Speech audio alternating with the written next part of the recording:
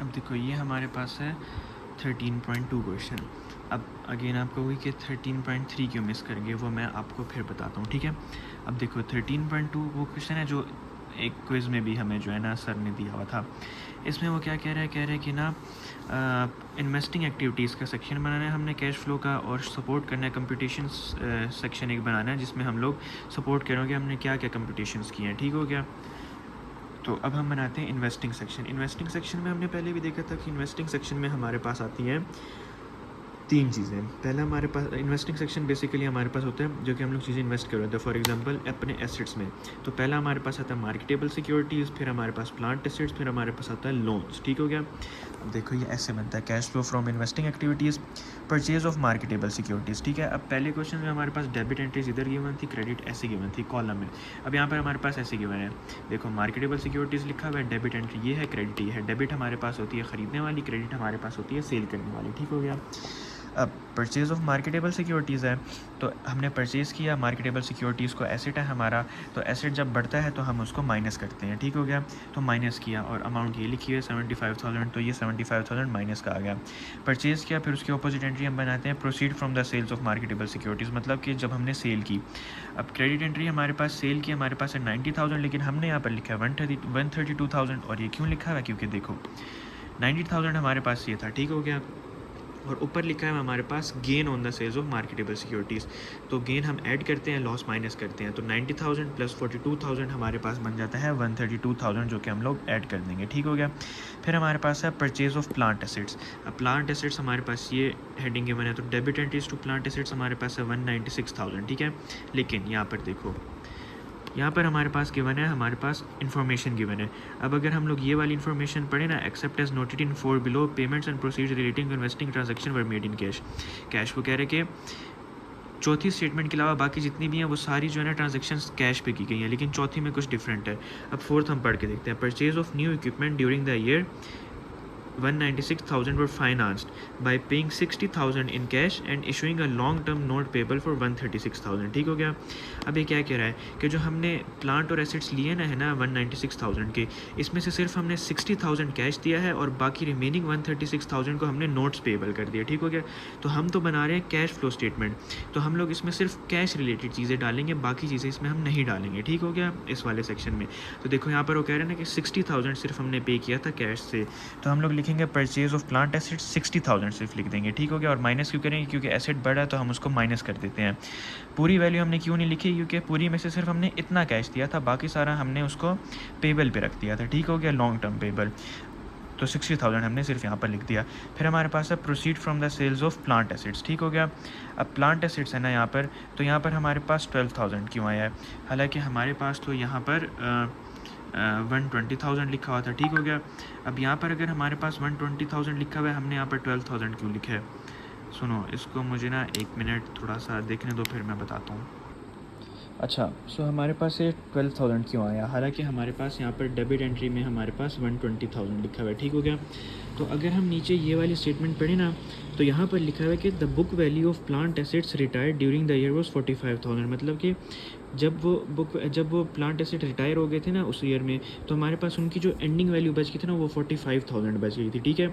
तो हमें अब देखो, हमें ये वाली वैल्यू इग्नोर करनी है, हमें ये वाली वैल्यू करनी है, क्योंकि बुक वैल्यू वही होती है ना जिस पे हम लोग आखिर में उस एसेट को बेच सकते हैं, हम उसकी असल वैल्यू पे तो नहीं बेच सकते ना, या फिर जो उसकी हमारे पास रिटर्न होती है बुक्स में, जो उसकी नेट वैल्यू होती है ना, उसको यूज़ करने के बाद, डिप्रिसिएशन वगैरह निकालने के बाद, सब कुछ करने के बाद हम उस पर उसको बेच सकते हैं, ठीक हो गया।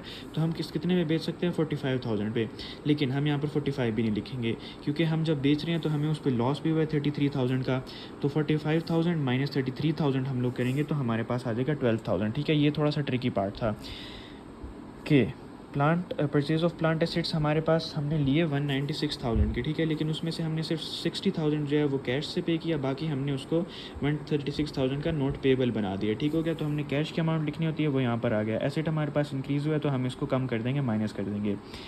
सेल्स के वक्त हमने क्या किया कि हमने देखी बुक वैल्यू जो कि 45,000 थी हमारे पास, ठीक हो गया। तो हम इतने पे भी नहीं सेल कर सकते, सेल किया हमने, ठीक है, उसमें से हमारे पास लॉस हुआ इतने का, ठीक हो गया, 33,000 का लॉस हुआ। 1 मिनट, यहाँ पर 33,000 का लॉस हुआ, ठीक है। तो हमारे पास 45,000 माइनस 33,000 किया तो 12,000 आ गया, ठीक हो गया। मार्केटेबल सिक्योरिटीज़ भी होगी, प्लांट एसेट्स भी हो गए। तीसरी और आखिरी चीज़ हमारे पास आती है लोन मेड टू बोरोवर्स, ठीक हो गया। अब ये हमारे पास दी हुई है यहाँ पर, ठीक हो गया। लोन मेड का मतलब है कि हमने उनसे लेना है, ठीक है, हमने उनसे लेना है क्योंकि हमने उनको दिया है लोन तो हम लेंगे, तो इसलिए नोट्स रिसीवेबल अकाउंट में नीचे लिखा हुआ है, ठीक हो गया। इसमें जो वैल्यू उधर लिखी होती है ना, यही लिखनी होती है, मैंने पहले भी बताया था, क्योंकि ये हमारे पास जो है ना वो डेप्रिसिएट वगैरह कुछ भी नहीं होता, तो यही चीज़ लिखते हैं। तो अब देखो, जब हमने लोन मेड किया ना, जब किसी को उधार दिया हमने, ठीक है, फॉर एग्जांपल मैंने किसी को उधार जब दिया तो हम लिखते हैं लोन मेड टू बोरोवर्स, और इसमें हमारे पास आती है ये वाली वैल्यू, ठीक है, क्योंकि हमारे पास जो है हम उसको पैसे दे रहे होते हैं ना, हमारा अकाउंट्स रिसीवेबल बढ़ रहा होता है। मैंने पहले भी समझाया था इसका रूल कि अकाउंट्स रिसीवेबल बढ़ रहा होता है हमारे पास। तो जब अकाउंट्स रिसीवेबल बढ़ता है ना हमारे पास, है ना, तो हम लोग उसको एसेट हमारा बढ़ते तो हम उसको माइनस कर देते, टू 10,000 इधर आ जाएगा, माइनस कर देंगे उसको, ठीक है। और फिर जब हमने कलेक्ट किया, हमारे पास वापस आया वो सामान कैश हमारे पास, तो वो 162,000 था। अकाउंट्स रिसीवेबल हमारे कम हो गए, पहले जो हमारे पास 210 थे वो हमारे पास 162 हो गए, ठीक हो गया। तो हमारे पास जब अकाउंट्स रिसीवेबल एक एसेट हमारा कम हो जाता है तो हम उसको ऐड कर देते हैं, ठीक हो गया, हमने ऐड कर दिया। तो ये हमारे पास बन गया cash flow from investing activities, ठीक हो गया। इनको हम लोग कैलकुलेट कर लेंगे, -75 + 132 -60,000 + 12,000 -210 + 162। हमारे पास माइनस में ये वैल्यू आ जाएगी, हम इसको ऐसे करके लिख लेंगे।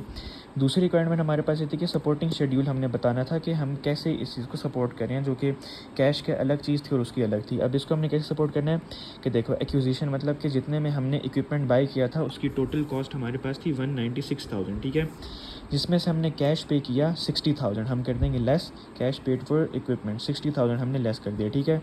और अब देखो, ये हमारे पास इतने का हमने लिया, उसमें से हमने इतना सिर्फ कैश दिया, ठीक हो गया। तो 996 में से 60 को माइनस कर देंगे तो हमारे पास 136,000 आ जाएगा। तो लॉन्ग टर्म नोट पेबल हमारे पास 136,000 हो गया, ठीक है।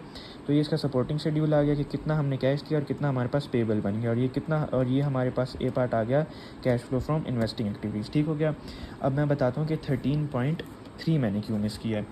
13.3 जो है ना, same to same like ditto copy है 13.2 की, ठीक हो गया। लाइक देखो, सेम वैसी चीज़ है जो कि 13.2 में गिवन है, ये ऊपर ये वाला, ठीक है, सेम वही इंस्ट्रक्शंस हैं, ठीक हो गया। यहाँ पर देखो, यहाँ पर भी एक्सेप्ट एज नोटेड इन 4, यहाँ पर भी except as noted in 4, same चीज़ है।